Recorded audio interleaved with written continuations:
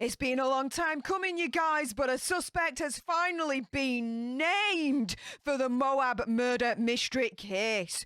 Who is it? Stay tuned to find out.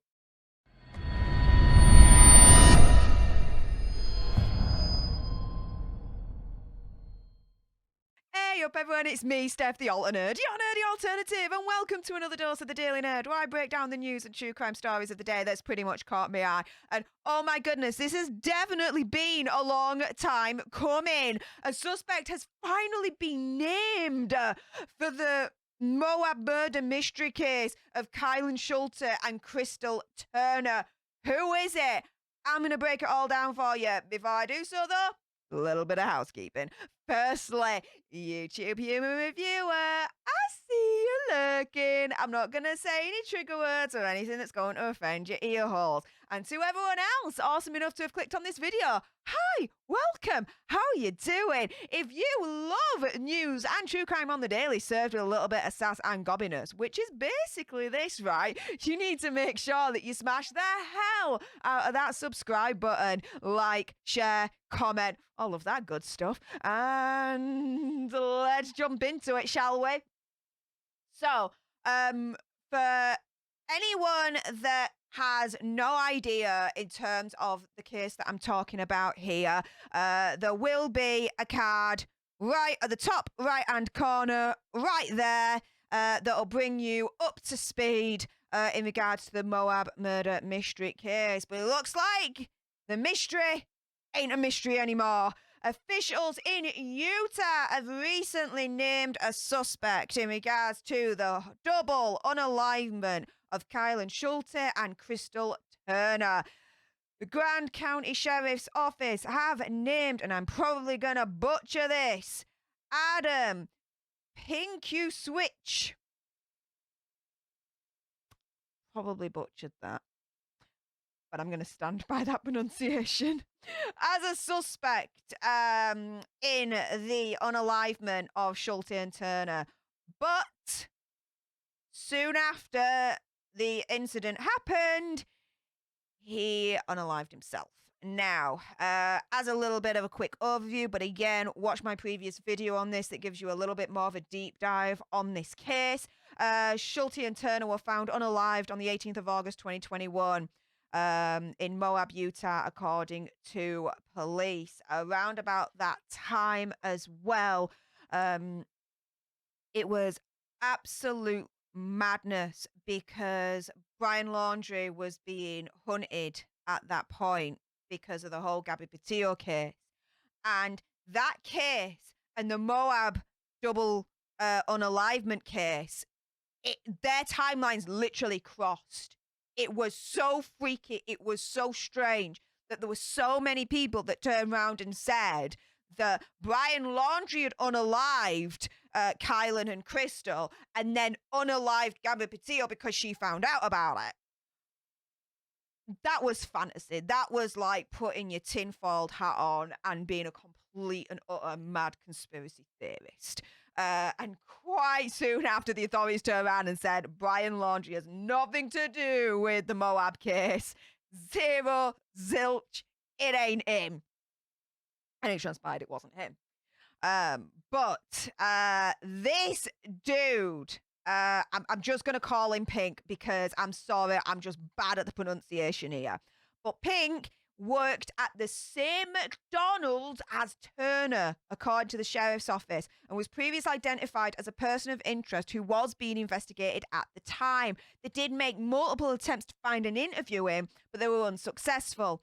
And the investigation revealed that he was in the same area as the couple when the unalivement happened. Now, after that happened, it is reported that he left Utah shortly after and then was not on this earth anymore, according to the sheriff's office. The sheriff's office also recently said that they received information that Pink had told someone else that he actually did unalive 2 women in Utah, and very, very scaringly provided specific details to this third party that could have only been known either to the investigators or the perpetrator that did it. if Pinky Dude ain't an investigator, and he knew specific details that really only investigators knew, then I don't know, the powers of deduction kind of then lead you to think reasonably, in my opinion, conspiracy theory, whatever, that he was the perp. Oh my goodness. Pinky's car was a 2007 Toyota Yaris, which was located and seized by the sheriff's office when I could get my teeth back in. The sheriff's office said that the investigation is still ongoing and the evidence continues to be discovered. Here is the vehicle in question. Looks quite beaten up, doesn't it? Now, the private investigator that was hired by Schulte's father all the way back in October now, Jason Jensen, said that essentially Pinky, very strong that he's the guy who did it. He says all the cards are lining up against him. He had animus towards these girls. He was familiar with them. He abandoned his job and avoided picking up his check, like his last ever paycheck. He didn't even pick up, right? Red flags. Guilty, conscious activities. Definitely agree. Now, it's also been revealed that Pinky was a 45-year-old drifter. In the days before the unalivements of Schulte and Turner, he accused his manager, who was also in same-sex relationship, of giving Turner special treatment. So definitely, like, when the private investigator says that he had animus towards these girls, definite animosity if he's accusing the manager of giving Turner special treatment. It's like, what the douche, right? Now, on the following morning that they were believed to have been unalived, Schulte and Turner rode into town on a Harley Davidson motorcycle and left it at the McDonald's parking lot, taking a car back up to their campsite, which they intended to move after telling friends a creeper had bothered them the night before, Jensen said. Now, that text message, again, I go through it in that previous video, which the link will be in the description bar below for that as well, where I go in depth about this case. And when you look at that text and those messages, oh my goodness, it's like, paraphrasing here, but they're at the campsite and then there's this like dude that's next to him and they're literally saying, this dude is creepy. If anything happens to us, check this dude out. They don't name him or anything like that, which, you know, but it's so freaky, that message that they send. Now, the fact that they left the bike in the parking lot and not in a garage meant that they planned to return soon, Jensen said. But he believes that Pinky followed them up the mountain and got them there.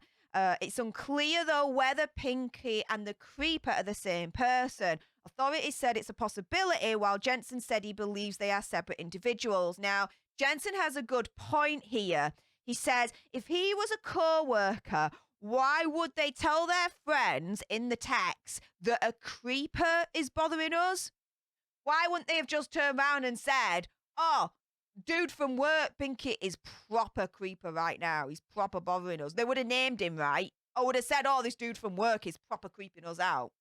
Like, they would have referenced the creeper and referenced the fact that they knew him. So I get where this private investigator is turning around and saying, well, hang on a minute. The messages don't kind of make sense in a way if it was Pinky, you know? He says, even though they say in crime that coincidences don't happen, well, occasionally you really have a coincidence, which is true. When Grand County investigators tried to interview Pinky in connection with the case, he'd already left Utah. But they found a witness to whom he allegedly confessed specific details of the incident that, again, were known only to investigators. Pinky was one of more than 20 initial persons of interest. And within days of the incident, Sean Paul Schulte, which is Schulte's father, received word of his suspicious activity, Jensen said. And in November, a McDonald's co-worker told a group of TikTokers that she thought the FBI should definitely investigate him. In a video of the conversation, a co-worker recounts a story about Pinky arguing with other employees because they are, quote-unquote lesbians, and said he quit shortly after the incident, leaving behind his final paycheck. The group went directly to law enforcement and to Jensen, according to Olivia Vitale, who took part in the conversation. By then, unfortunately, at that stage, Pinky hadn't been found, but at that stage may have already been unalived at that point through his own causes, Jensen said. You know, if with them revealing this suspect and naming him as this Pinky dude, if it is him, in one way, there's like closure because there's the answer. In another way, there isn't closure because Sean Paul Schulte and the Turner family and the whole Schulte family and their friends are not going to get the justice that they deserve because the perp allegedly the perp took the freaking easy way out. If he did do it, may he rot in hell forever and ever and ever, freaking amen. Guys, what do you think about this madness? Do you think, after everything that we've just discussed, that it's a high probability that it is Pinky that did it, or do you think someone else is in the frame? Let me know. Sound off with your gobs in the comments down below. And if you loved this video and like true crime on the daily and news on the daily, served with a little bit of sass and gobbiness, which is basically this, right? You need to make sure that you definitely smash the hell out of that subscribe button, like, share, comment, all of that good stuff. And until the next time, you guys, laters.